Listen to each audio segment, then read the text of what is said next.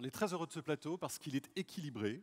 Voilà, il y a des jeunes gens qui sont avec nous et qui sont très concernés par les 3 jours qui ont lieu ici. Et puis, bien sûr, des représentants, des parents, des enseignants. Je fais tout de suite les présentations. Avec vous, Daniel Desmarais. Merci beaucoup d'avoir accepté de venir nous rejoindre au pied levé, puisque Evelyne Martini a dû s'excuser pour des raisons familiales.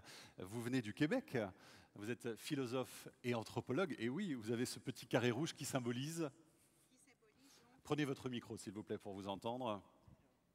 Est-ce que c'est bon? Voilà, oui. on vous entend. Alors, donc, le carré rouge qui a été créé en 2005 lors d'une première manifestation étudiante qui a pris de l'ampleur quand même, ça voulait dire on est carrément dans le rouge et c'était pour signifier une opposition à la hausse des frais de scolarité aux études supérieures au Québec. 2005 pour le 2005, début. Et en premier 2012, mouvement. vous êtes toujours dans la rue. Et donc, plusieurs années plus tard, la mobilisation se refait. Oui. Vous êtes professeur titulaire à l'École de travail social de l'Université de Québec qui se trouve à Montréal et vous êtes en charge d'une recherche-action, on appelle ça comme ça chez vous, hein, sur l'accompagnement du raccrochage scolaire. Ça, c'est parce qu'on parle toujours de décrochage, eh bien vous êtes positif et vous parlez de cela pour les enfants de 16 à 20 ans. Claude Berruet, vous êtes secrétaire général adjoint de l'enseignement catholique, vous êtes responsable du département éducation, vous serez donc le représentant des enseignants et de l'institution scolaire. Laurent Bigorne, qui devait être avec nous de l'Institut Montaigne, a dû lui aussi s'excuser. Alain Grossman, vous serez la voix des parents autour de cette table, vous êtes membre du Bureau national de l'appel et donc parents d'élèves. Peter Gumbel, vous restez donc avec nous. Et puis nos plus jeunes invités, qui sont donc les premiers concernés par cette question du bonheur à l'école, et qui ont d'ailleurs eu l'occasion tout au long de cette année de s'exprimer, de participer au cours des ateliers philo organisés avec tous les appels. Alors je vous présente Lou, qui est à ma droite. Bonjour. Lou a 18 ans, et tu es en première à Sainte-Thérèse, donc ici à Clermont-Ferrand, en bac pro commercial. Alexis, toi tu as 15 ans, tu es en classe de seconde au lycée Godefroy-de-Bouillon, tu es délégué de classe, donc ça t'impressionne absolument pas d'avoir 1500 personnes autour de toi. Quand même. Voilà, et tu envisages une première S. STI, oui. Noélie, tu as 19 ans, en classe de première ST2S, c'est sciences, technologies, sanitaires et sociales. Voilà, merci de m'aider, c'est au lycée Sainte-Thècle. Et puis Toby, tu as 15 ans, en classe de 3e au collège Massillon. À noter que tu as effectué ta scolarité du CM2 à la 4e dans une école bilingue française à Greenville, aux USA. C'est dans l'État de Caroline du Sud. Alors ce matin, en répétition, tu avais du mal à parler en français parce qu'il faut t'y remettre. Mais je suis sûr que ça va bien se passer. Alors j'aimerais qu'on les encourage, s'il vous plaît.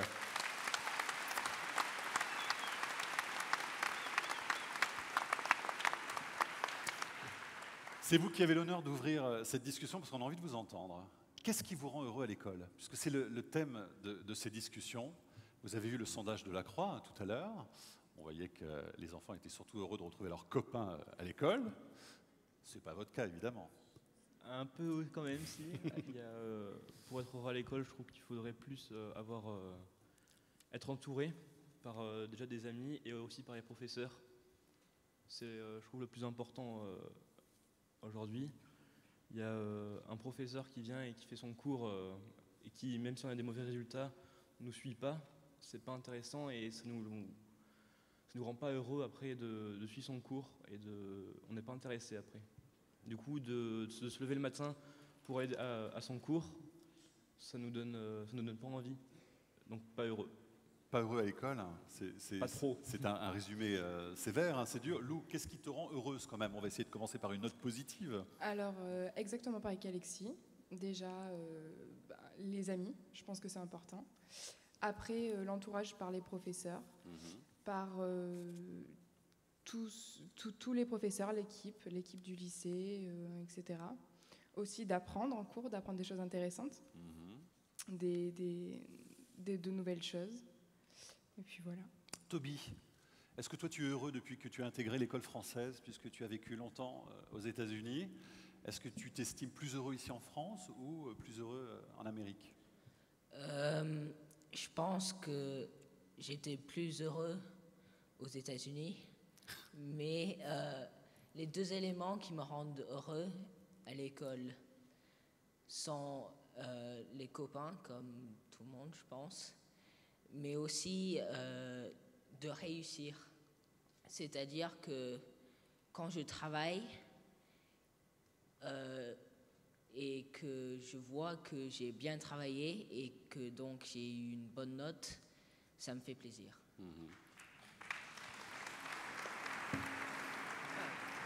Et puis Noélie, allez, même question pour toi. Qu'est-ce qui te rend heureuse quand tu vas à l'école? Ben, moi, bien sûr, de retrouver les amis. Ça me fait sortir un peu du cocon de la maison, quoi. Ouais, Et puis ben, la motivation d'obtenir mon examen à la fin, quoi. ouais. Voilà. Le choix du bac pour toi, ça a été une décision importante parce que tu viens d'un BEP Oui. et tu as choisi justement de faire un bac ensuite. Comment est-ce que tu as réussi à trouver la force nécessaire pour prendre cette nouvelle voie? Ben, justement, je me suis battue parce que ben, mon père m'a dit comme quoi j'étais incapable de réussir quoi que ce soit dans ma vie, quoi. Et ben justement, ça m'a motivée. Et...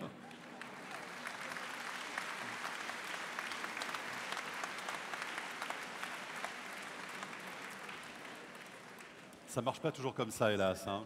ben, voilà. Ça a été bien pour toi. Mais j'ai la chance d'avoir une mère qui a toujours été là pour moi et de me soutenir.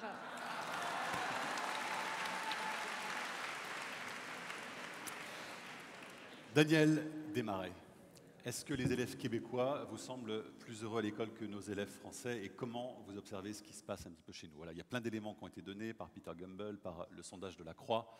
Qu'est-ce que vous avez envie de nous dire une fois que vous avez traversé l'Atlantique? Écoutez, je pense que ce qui se dit là, de la part des jeunes qui ont envie de retrouver leurs copains à l'école, c'est en effet très fort et ça reflète complètement ce qu'on sait par ailleurs, les connaissances qu'on a accumulées. Durant l'adolescence, les pères prennent une importance capitale dans la vie des jeunes.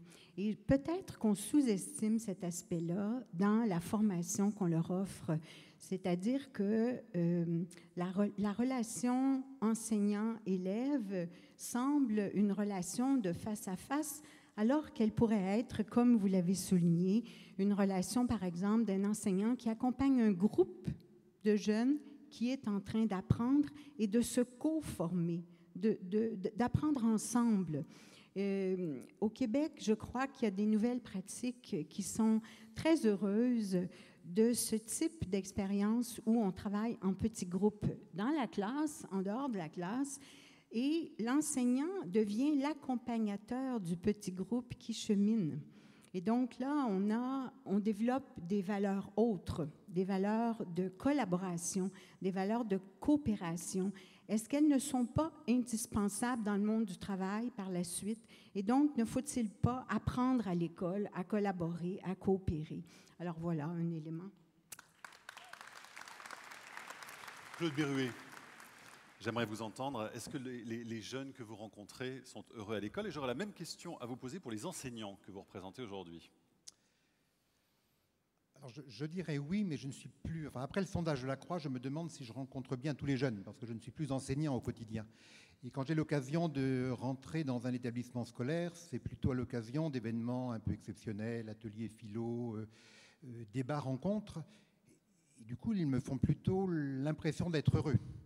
Et je crois qu'à ce moment-là, ils sont heureux parce qu'ils sont justement considérés, sinon comme des pères, parce que je ne peux pas leur cacher que je suis quand même un peu plus âgé qu'eux, mais au moins dans une volonté de ma part de les rencontrer pour ce qu'ils sont et de ne surtout pas considérer que je serais un enseignant qui saurait tout, qui a tout apprendre à des jeunes qui ne savent rien. Donc je rejoins ce qui vient d'être dit sur vraiment des formes de pédagogie coopérative, de travail collaboratif, qui est précisément ce que permettent aujourd'hui notamment les nouvelles technologies. On a été habitué à l'école en tout cas pour ma génération, mais ça n'a peut-être pas changé dans certains lieux, à une pédagogie de type très hypothético-déductif, quoi. On nous apprenait la norme et puis on la déclinait. Quand je suis confronté à un outil électronique que je ne sais pas faire fonctionner, ce qui m'arrive assez souvent, vu ma génération, je fais appel à mes enfants et ils font quoi? Moi, je suis le mode d'emploi et ça ne marche pas. Mon fils s'empare de l'appareil, tâtonne, et par une pédagogie inductive réussit. Et de temps en temps, il est bloqué. Mais ça ne le traumatise pas. Il prend son téléphone, il appelle un camarade, il lui dit « Tu l'as bien, tout cet appareil, comment tu fais ?» Autrement dit, les modes d'apprentissage en dehors de l'école sont vraiment extrêmement collaboratifs.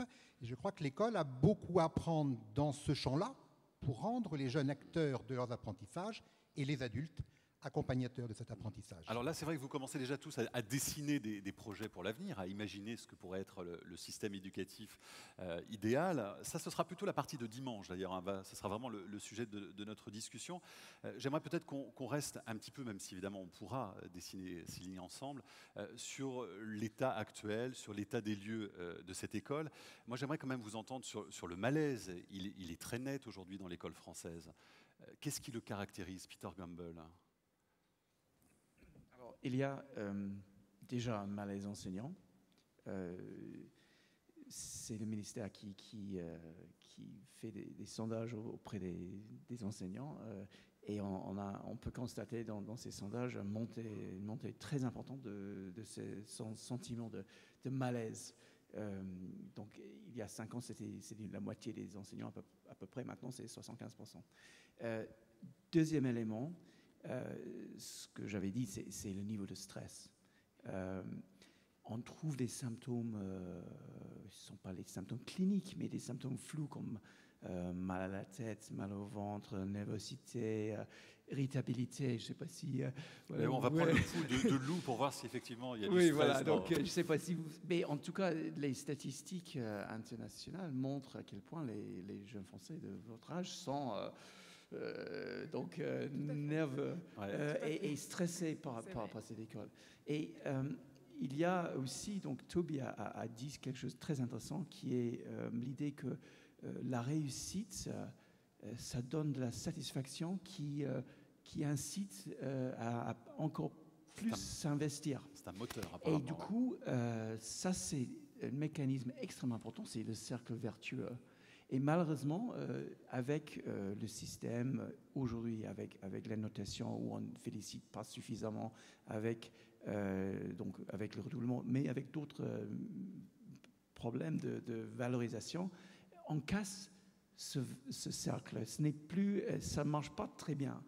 Parce que si on est vraiment très performant, un jeune, 16 sur 20, on dépasse presque jamais. Mais si on n'est pas bonne et on est à 9, là déjà on est en situation d'échec, entre guillemets, et ça dévalorise, ça démotive tout de suite. Donc c'est intéressant, la moitié des notes en France sont les notes d'échec.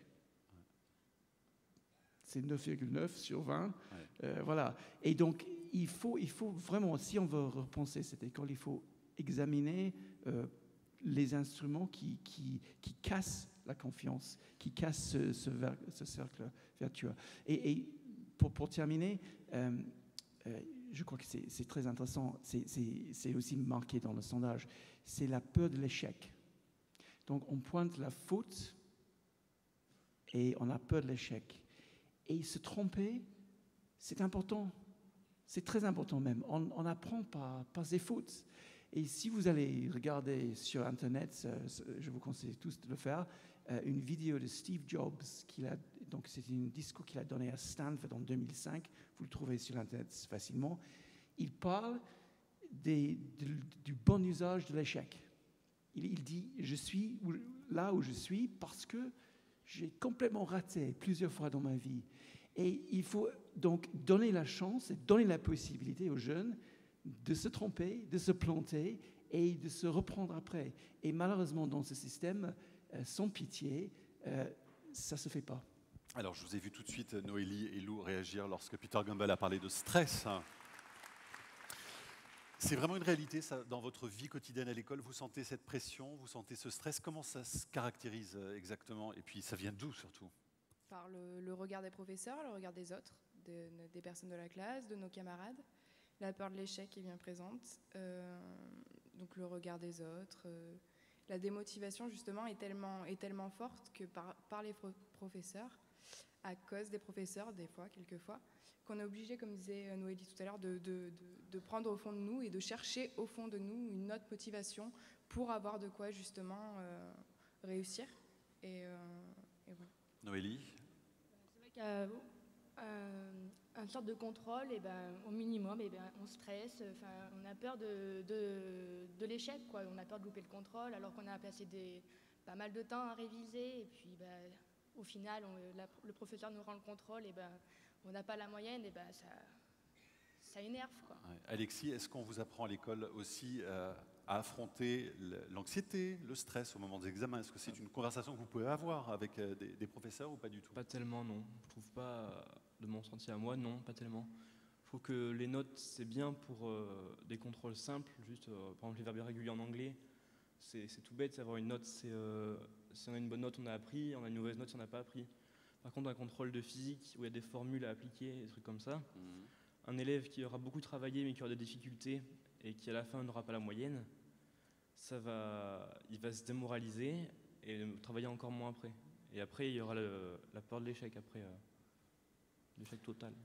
Alain Grossman, pour parler évidemment des parents, cette pression sur les enfants qui ressort de ces témoignages, est-ce qu'elle vient beaucoup aussi du côté des parents selon vous?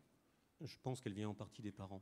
Je culpabilise un petit peu depuis le début du débat, mais dans les rencontres qui ont été faites, je dirais, excusez-moi, je vais revenir un petit peu en arrière, l'une des premières choses qui est ressortie, c'est la surprise qu'ont eu les parents lorsqu'on leur a associé le mot bonheur et le mot école. Ils ne s'étaient jamais posé en fait la question, parce que si on part d'un premier trait, d'une première réflexion, on va à l'école parce qu'il faut aller à l'école, parce qu'il faut apprendre. Et là, je pense que les parents sont un petit peu partagés entre un côté qui va être le côté plus humain, le côté réellement charnel. Bien sûr, je veux le bonheur de mon enfant. Je suis là pour que mon enfant puisse s'épanouir, puisse revenir heureux avec la satisfaction de la journée passée. Et puis par ailleurs, effectivement, comme vous le dites, la pression qu'on peut mettre parce que la note est là, parce que très souvent, moi le premier, je l'avoue platement, la première question qu'on va poser, c'est est-ce que tu as eu une note?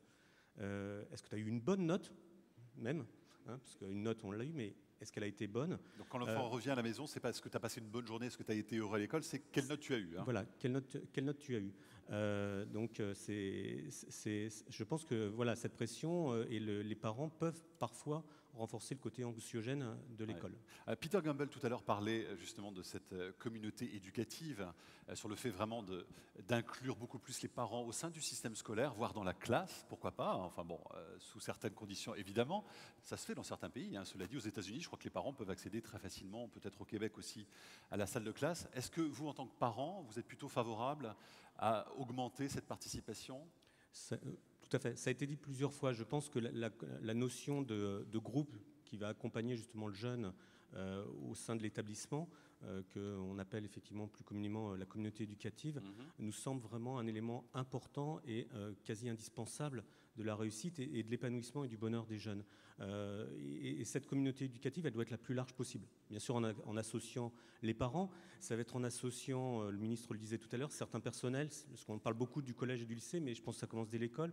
Quand on parle des ASEM, au niveau des écoles primaires, ce sont aussi des gens qui peuvent effectivement contribuer à cet accompagnement, que ce soit des psychologues scolaires, etc. Et donc les parents ne peuvent être qu'acteurs et ne peuvent contribuer à cet accompagnement et à cette aide qu'en étant intégrés au sein de l'école. Alexis, est-ce que tu serais très heureux de voir tes parents être plus présents dans ton école? Non, justement, je trouve que c'est plus non, l'inverse. justement, c'est ce que tu as répondu, c'est ça? C'est parce que je trouve l'école et la famille, je trouve que c'est deux choses totalement différentes. Où, par exemple, les parents qui rentreraient dans la classe, qui pourraient avoir accès à la classe, seraient plus quelqu'un qui nous surveillerait après que nous. Où on aurait quelqu'un qui nous regarde et on ne pourrait plus rien faire après. Dans la classe, quand on a un cours qui est un peu embêtant ou des trucs comme ça qu'on n'aime pas trop, on aime bien on bavarde avec le voisin. Là, après, on ne pourrait plus du tout. Ah, c'est embêtant, ouais. Et ça ferait après quelque chose où après, on va à l'école pour être surveillé et pour après ne... Donc tu as envie d'être tranquille, quoi, en fait. Voilà. Ouais. Chacun chez soi, autonome. Les parents à la maison, et toi tranquillement à l'école. Voilà. Peter Gamble, vous devez partir dans 10 minutes, donc j'aimerais vous entendre avant que vous nous quittiez. L'échec scolaire à l'école, c'est quand même un phénomène de grande ampleur. Les élèves qui connaissent les plus grandes difficultés sont de plus en plus nombreux. C'est 20% en France, des enfants en grande difficulté, qui ne savent ni lire ni écrire. C'est un chiffre très très important. Comment est-ce que vous l'analysez et quelles sont les mesures immédiates selon vous à prendre justement pour y remédier? Effectivement, il y a une forte dégradation qu'on peut constater. Donc on est passé de 15% d'échecs il y a 10 ans à 20% aujourd'hui. Et pour une démocratie comme la France, avec une fierté et une fierté aussi avec le système scolaire, avec une vision magnifique d'une école républicaine. Là, c'est la honte. Franchement, c'est 1 élève sur 5. C'est pas acceptable. Alors, il faut vraiment voir pourquoi. Alors, pour moi, la grande surprise lors de mes recherches pour mon bouquin, c'était de trouver qu'il y a une corrélation très forte entre le background socio-économique et la performance scolaire. Aux États-Unis, depuis très longtemps, on sait parfaitement que donc, grosso modo, les jeunes blancs riches vont très bien réussir à l'école, tandis que les noirs pauvres vont échouer. Ce qui m'a beaucoup choqué, c'est qu'en France aussi, cet écart, c'est le même qu'aux États-Unis. Donc, c'est-à-dire que le background socio-économique joue le même rôle aussi à tel point-là. Et donc, si on repense vraiment cette école, il faut aller voir déjà qui donne des cours, qui est enseignant dans des écoles, dans des zones difficiles. On a construit tout un système des ZEP, mais évidemment, ça ne marche pas très bien du tout. Et entre écoles, il y a une disparité de performance qui est effrayante. Et donc, déjà, je crois que pour le ministre, il y a quand même des tâches difficiles, mais ça aussi, c'est extrêmement important qu'il creuse ce sujet-là. Deuxième élément, c'est évidemment, si on commence à échouer un peu, le système ici, la culture de la salle de classe, la culture de la nullité, ça tue. Et donc, c'est pour ça, alors, pour les élèves qui réussissent, qui sont forts, mais surtout pour les élèves qui sont faibles, il faut revoir toute la motivation et tout le système d'encouragement pour les jeunes. Et quand je parle des exutoires sains, là aussi, il me semble très important que chaque élève puisse vraiment trouver quelque chose où il peut réussir. Claude Berruet, j'aimerais vous entendre lorsque Peter Gumbel dit effectivement 20% des enfants en grande difficulté, c'est la honte pour notre pays.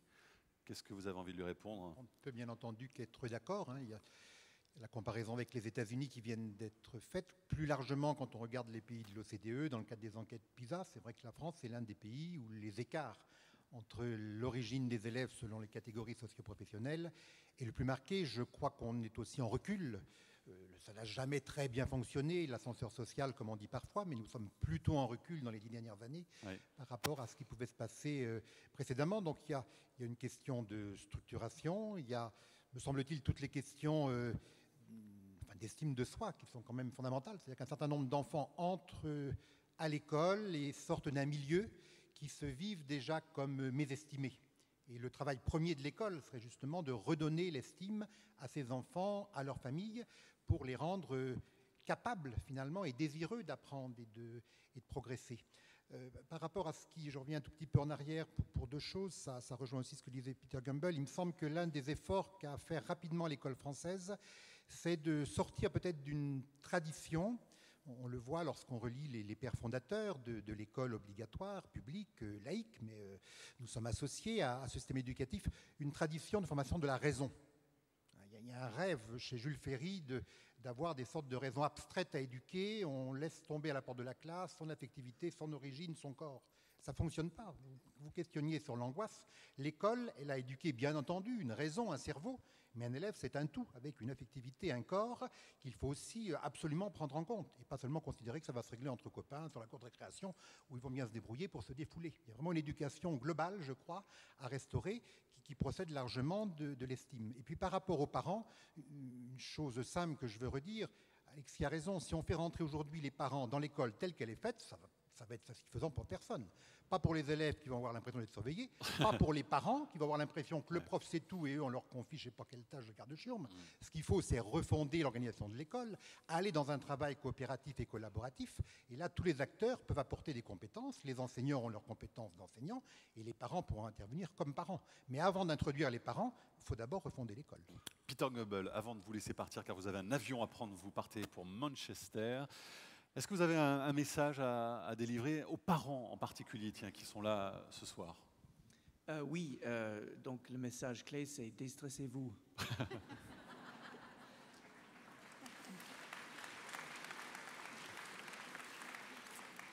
Parce que la pression vient aussi beaucoup de la maison, c'est évident.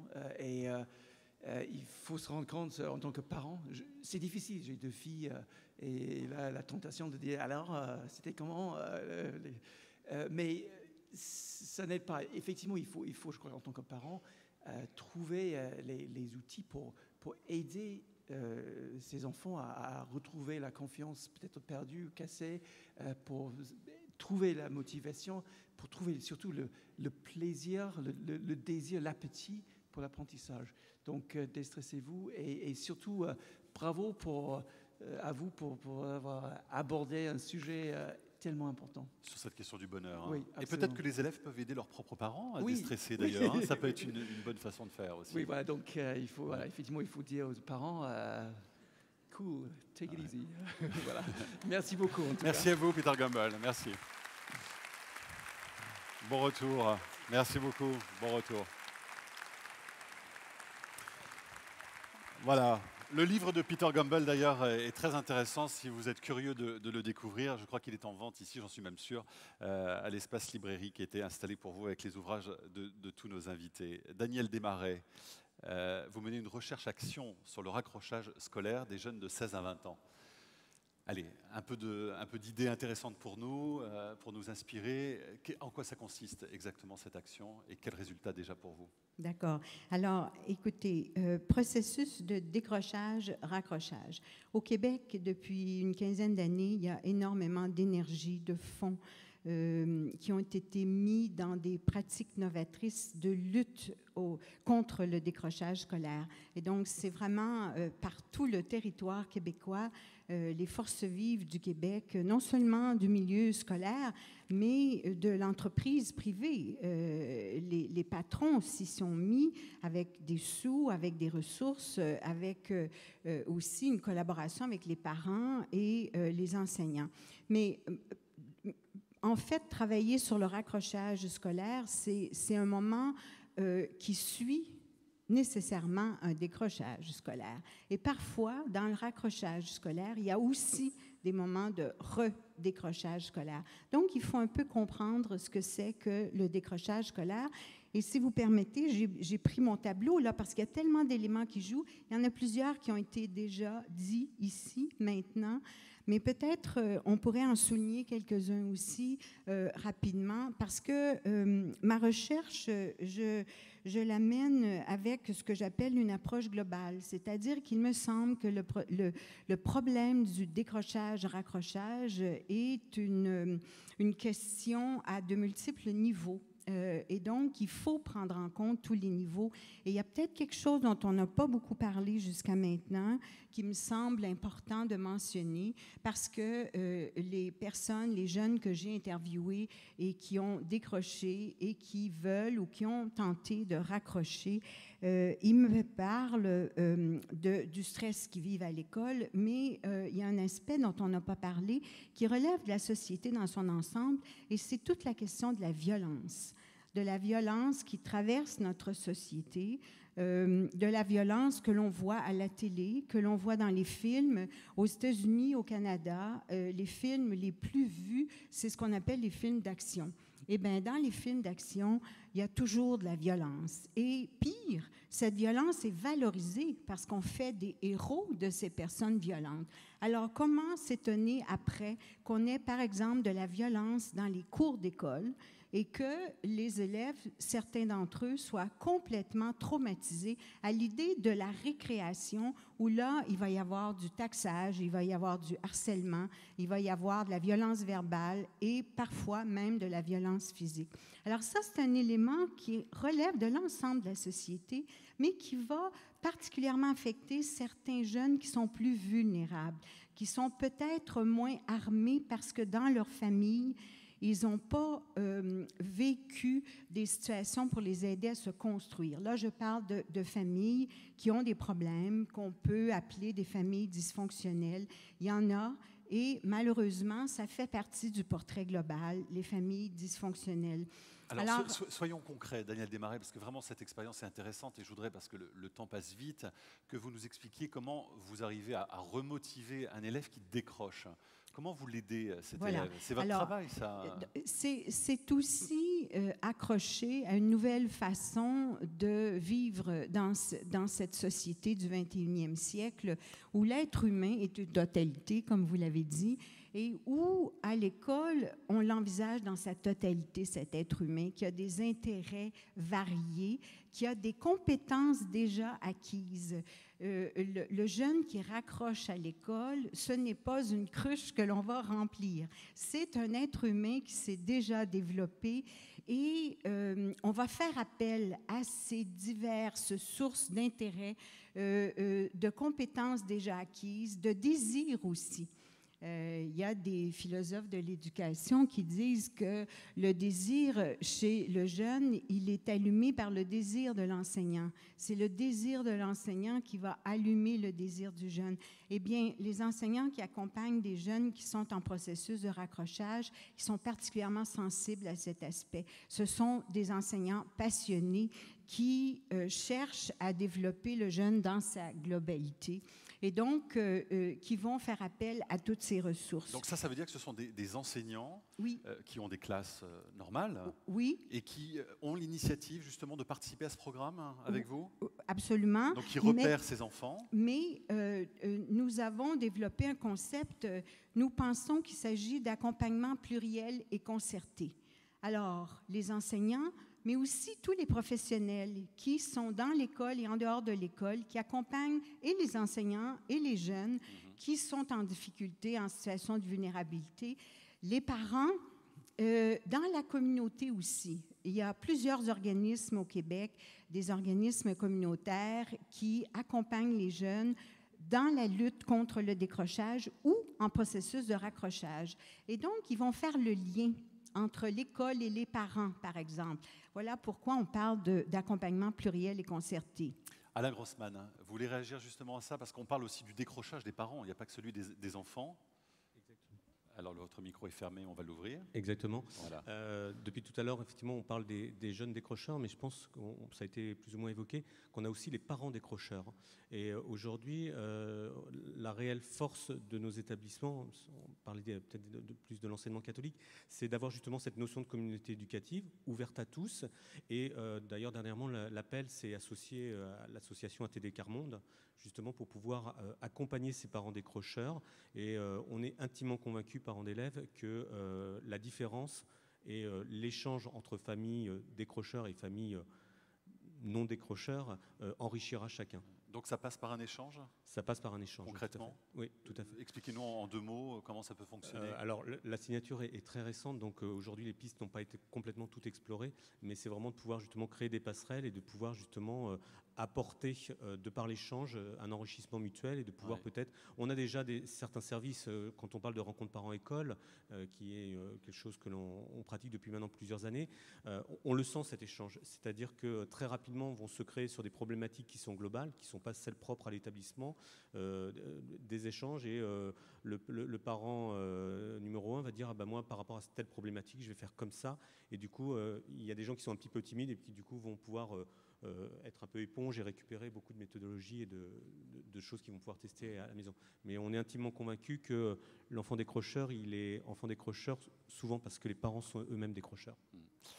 Toby, Noélie, Alexis et Lou, quand vous avez des camarades de classe qui sont vraiment démotivés, qu'est-ce qui se passe au sein de votre classe, par exemple? Est-ce que ça existe régulièrement dans tout votre parcours scolaire? Est-ce que vous avez vraiment vu des enfants qui étaient mis sur le côté? Et dans ce cas-là, qu'est-ce qui se passe de la part des élèves ou des professeurs? Racontez-nous Souvent, un élève qui a des difficultés scolaires, après, il va moins être attaché après avec le reste de la classe. Et du coup, il va être un peu rejeté. Et à partir du moment où il commence à être rejeté, il va se refermer sur lui-même. Et dès qu'on va essayer de s'approcher de lui, il va peut-être mal le prendre. Du coup, après, ça empire tout le temps. Du coup, il faut vraiment qu'après, ce soit le professeur principal, souvent, qui remet les choses en place et qui après va rallier l'élève en difficulté avec le reste de la classe et qui après pouvoir reprendre un cursus normal. au niveau de sa scolarité. Noélie? Ben, après, moi, je connais plusieurs personnes durant ma scolarité qui ont abandonné, quoi, parce que déjà, ils décrochaient, ils ne supportaient pas l'ambiance qui était sur lui. Enfin, elle avait l'impression que tous les regards étaient portés sur elle, quoi. Et après, au fur et à mesure, elle venait plus en cours, elle venait une fois par semaine, après c'était une fois toutes les 2 semaines, après quand elle venait, elle était malade, mais elle arrivait en touriste, quoi. Enfin, elle faisait rien du tout, elle sortait même pas sa trousse, ni rien. Et après, finalement, ça fait quelques mois quelques semaines maintenant qu'on la voit plus et qu'elle a abandonné, quoi. Elle supporte plus, enfin. Ouais. Et puis ça l'a même emmenée en dépression, enfin. C'est assez incroyable quand même, où ça peut mener tout ça, quoi. Et les élèves ont un rôle important à jouer aussi? Justement, nous, en tant que déléguée de classe, je suis allée lui parler et elle restait renfermée, quoi. Elle voulait parler à personne. Même les professeurs, ils ne savent pas forcément ce qu'elle avait, quoi. Elle voulait parler à personne, quoi. Claude Berruet, certains ont observé une grande fatigue et une grande lassitude du côté des professeurs. Est-ce que vous partagez ce constat aussi dans le système français actuel? Écoutez, je ne peux que lire les sondages. Je vois aussi, heureusement, des enseignants, je crois, heureux à l'école, mais visiblement, quand on consulte l'ensemble des enseignants, beaucoup ont l'impression, c'est peut-être aussi ce que veulent dire les sondages, que la tâche se complexifie, que la reconnaissance manque. Et je crois que là, il y a un travail collectif à faire de reconnaissance du métier d'enseignant et peut-être aussi de reprécision de ce qu'est la mission d'enseignant. L'école en France, depuis sa fondation pour l'école obligatoire, est très liée à la République. Nous avons une République très scolarocentrée qui considère que tout va se régler par l'école. Mais la masse des difficultés aujourd'hui est telle que la seule école, les seuls enseignants ne peuvent pas affronter ces difficultés multiples. Et je crois que dans le travail de refondation de l'école qui est envisagé, il y a bien sûr à repenser l'école, mais aussi à repenser l'école dans ses liens avec tous les autres services de l'État, des collectivités territoriales, du monde associatif, qui peuvent aussi avoir un rôle fondamental vis-à-vis de l'éducation. Et par rapport aux perspectives de raccrochage ou de décrochage, il ne faut pas rêver, on ne trouvera jamais une école idéale où 100% des élèves seront heureux de rester pour 100% de leur scolarité. Donc c'est à la société d'assumer le besoin qu'auront, pour des raisons multiples, tel ou tel élève, d'être un moment accueilli dans un autre lieu, dans un autre cadre, pour lui permettre précisément de raccrocher. Pour cette question du bonheur à l'école, Alain Grossman, le rythme scolaire aujourd'hui, c'est évidemment un des grands chantiers à venir. De la part des parents, de la part des élèves, il faut totalement modifier ce rythme? Totalement le modifier. On vous entend, c'est... Non, on ne veut pas donner la parole aux parents. Si, c'est bon. Totalement le repenser, certes, le mot totalement peut-être pas, mais en tout cas le repenser au travers d'un débat. Nous, parents, on est quand même convaincus et assez sensibles sur le fait qu'aujourd'hui, tous ces débats multiples qui ont eu lieu pendant plusieurs années et qui sont aujourd'hui à nouveau d'actualité, ont été faits peut-être pas dans le bon sens. C'est-à-dire qu'on a beaucoup pensé à l'intérêt des familles, à l'intérêt des enseignants, à l'intérêt de certains secteurs économiques, mais qu'on n'a jamais pensé à l'intérêt des enfants. Et je pense que c'est à travers effectivement un débat, un échange, une réflexion sur comment le jeune peut être heureux à l'école, peut-être par un changement de rythme scolaire, qu'on y arrivera. Donc on ne vous a jamais demandé votre avis, au fond, c'est ça ce que vous nous dites? Si, on nous l'a demandé, mais est-ce qu'on a réellement tenu compte de cet avis? Ça, j'en suis pas persuadé. C'est-à-dire qu'on fait des allers-retours entre, pour cette question de semaine des 5 jours, on fait des allers-retours continuels entre semaine des 5 jours, semaine des 4 jours. Faisons peut-être la place à des choses qui soient adaptées à chaque jeune et faire preuve d'originalité et faire preuve d'autonomie des établissements sur une pédagogie qu'ils vont vouloir mettre en place, certaines avec 5 jours, certaines avec 4 jours. Est-ce que du côté des élèves, vous avez aussi ce besoin que vous ressentez de modifier un petit peu votre emploi du temps tel qu'il est organisé aujourd'hui? Et qu'est-ce que vous aimeriez trouver pour vous sentir mieux? Quelle matière, par exemple? Est-ce qu'on suscite votre créativité à l'école? Est-ce qu'on fait appel à vos talents ou est-ce que vraiment ça ne se fait jamais? Moi, je pense qu'on le suscite, mais pas assez. Je pense que justement, on n'a pas assez d'heures sur les matières où on peut exprimer notre créativité. Après, je pense aussi qu'on a parfois des emplois du temps un petit peu lourds, des semaines assez chargées. Donc, mais pourquoi pas adapter justement à certains élèves, orientation à certains types de bac ou quoi, justement l'emploi du temps. Je pense que ça varie vraiment des élèves et qu'on ne prend peut-être pas assez attention de la vie des jeunes justement sur ça. Pas assez de consultation, Noélie aussi sur ces questions.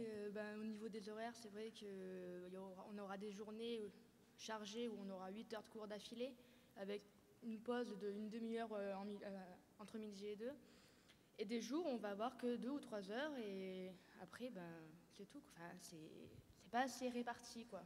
On va avoir les jours où on va avoir 8 heures de cours, le lendemain, avec tous les heures de cours qu'on a de la journée, on va avoir plein de devoirs à faire pour le lendemain. Enfin, on arrive chez nous, déjà on part tôt le matin, on part... ceux qui habitent assez loin de Clermont-Ferrand, par exemple, ils se lèvent à 6h du matin, voire 5h30, pour arriver à 8h. Le soir, ils rentrent avec le transport, le train, ils rentrent à 7h du soir. Le temps de manger, le temps de se laver et tout. Enfin, on n'a pas forcément le temps de bien faire les devoirs et de bien réviser, justement, pour avoir une meilleure approche. Alexis ? C'est vrai que des fois, on a un peu l'impression que les emplois du temps, ils sont faits pour que les profs aient un bon emploi du temps. Et après, les élèves, on verra après ce qu'ils auront. Alors vous avez dit qu'en leur laissant la parole, il allait se passer des choses. Hein.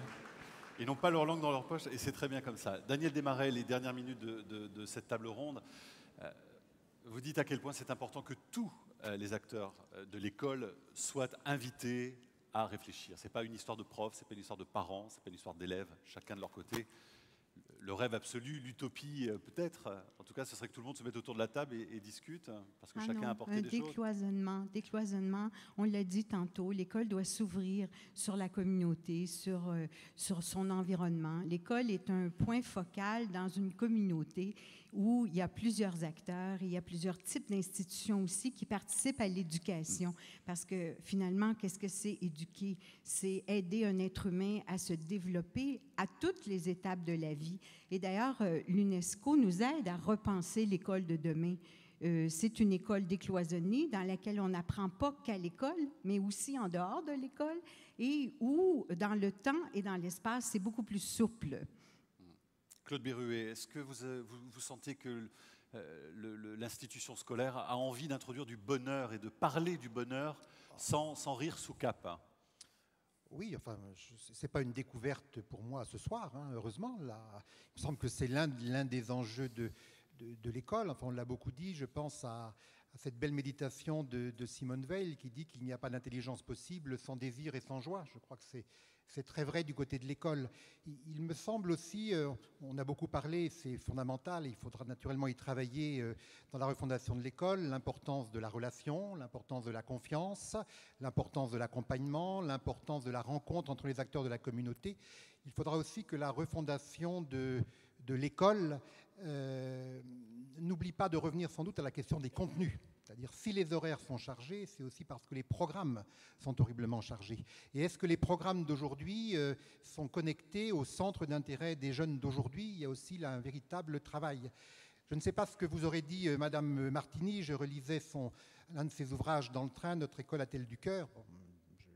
Je connais bien Madame Martini, elle a enseigné les lettres, moi aussi. Il y a une très belle anecdote dans son ouvrage où elle dit qu'elle a partagé un poème de Sandrard avec des élèves de première adaptation. Bon, on pourrait dire des élèves de première adaptation, on va leur faire des matières très professionnelles. Et le poème de Sandrard dit quelque chose de très exigeant puisqu'il dit que lorsqu'on aime, il faut quitter, il faut partir. Alors vous racontez ça à des jeunes qui en sont en train de vivre leurs premiers attachements affectifs. Et donc elle explique qu'il y a eu un débat, voilà, une alliance entre un enseignant qui n'était pas là pour dévider un savoir et des jeunes, mais véritablement un débat, c'est-à-dire la place des attachements pour l'être humain. Et elle dit avec un sens de la provocation qu'elle a quand même eu beaucoup de mal à convaincre ses élèves que ce poète, il n'était pas un peu barge. Et puis elle dit qu'à la fin de l'année, un jeune est venu la remercier, lui dire au revoir, et lui dit, vous savez, votre barge là, Sandrard, il m'a quand même bien aidé avec ma copine. Je crois que c'est une belle parabole de la culture à l'école. Si l'on veut aussi que les jeunes soient heureux à l'école, bien sûr, il faudra faire des programmes, bien sûr qu'il faudra entendre les besoins de l'environnement socio-économique, mais il faut aussi que l'école les rejoigne dans ce qui est réellement le cœur de leurs préoccupations et de leurs questions de vie. Alain Grossman, je vous laisse quasiment le mot de la fin pour cette table ronde. Oui, on est chez les parents, comme le dit Claude, on est chez les parents, donc je vais avoir le mot de la fin. Oui.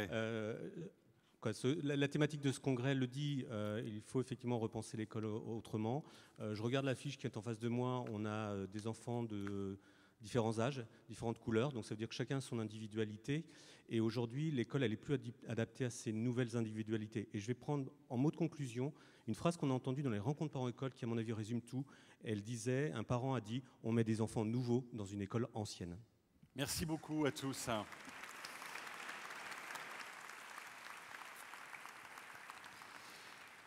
Merci, bravo, parce que vous étiez tous impressionnés d'avoir affronté la salle et vous êtes extrêmement bien débrouillés, Alexis.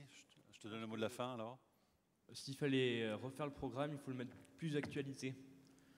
Il y a eu des élections présidentielles qui sont passées cette année, et pendant ce temps-là, on nous apprenait Louis XIV, ce qu'il a fait avant. C'est pas tellement ce qui m'intéressait personnellement le plus, moi. Voilà. On va en parler avec François Tadei, parce que ça l'intéresse beaucoup. Merci beaucoup à tous, on vous applaudit encore. Merci. Bravo.